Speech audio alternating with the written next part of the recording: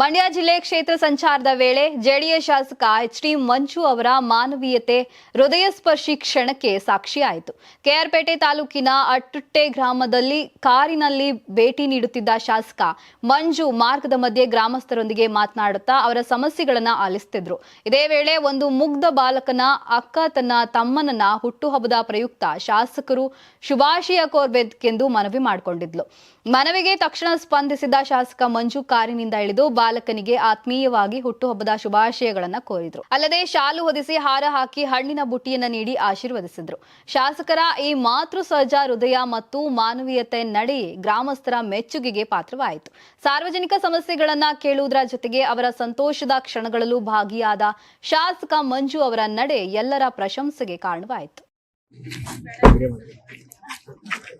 ಅವಳು ಪ್ರೀತಿಯಿಂದ ತಮ್ಮ ಬರ್ಡೇ ವಿಶ್ ಮಾಡ್ತಾಳು.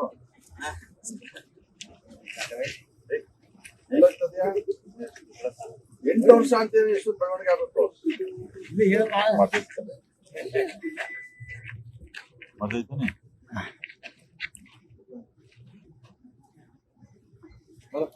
ಒಳ್ಳೇದಾಗ್ಲಿ.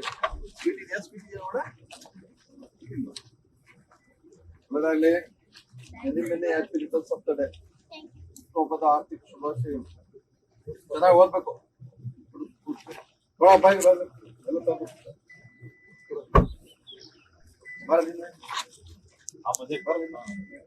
ಎಲ್ರು ಬನ್ನಿ, ಇಬ್ರು.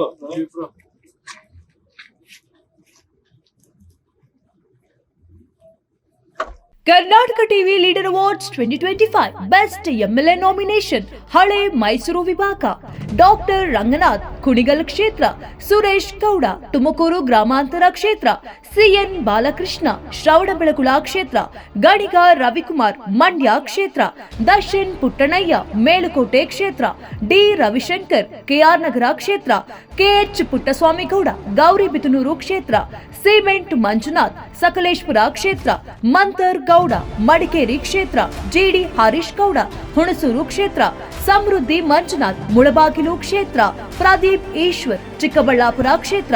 ಕರ್ನಾಟಕ ಟಿವಿ ವಾಟ್ಸ್ಆಪ್ ಚಾನೆಲ್ ಮೂಲಕ ವೋಟ್ ಮಾಡಿ ಹಾಗೂ ಇವರಲ್ಲಿ ಬೆಸ್ಟ್ ಎಂಎಲ್ಎ ಯಾರು ಕಮೆಂಟ್ ಮಾಡಿ. ನೀವು ಸಣ್ಣ ಆಗ್ಬೇಕಲ್ವಾ? ಅದು ಒಂದು ಉತ್ತಮ ಆಹಾರದಿಂದ ಸಣ್ಣ ಆಗ್ಬೇಕಲ್ವಾ? ಪ್ರತಿದಿನ ನಮ್ಮ ಜೀನಿ ಸ್ಲಿಮ್ ನ ಯೂಸ್ ಮಾಡಿ ಯಾವುದೇ ಸೈಡ್ ಎಫೆಕ್ಟ್ ಇಲ್ದಂಗೆ ನೀವು ಸಣ್ಣ ಆಗ್ತೀರಾ.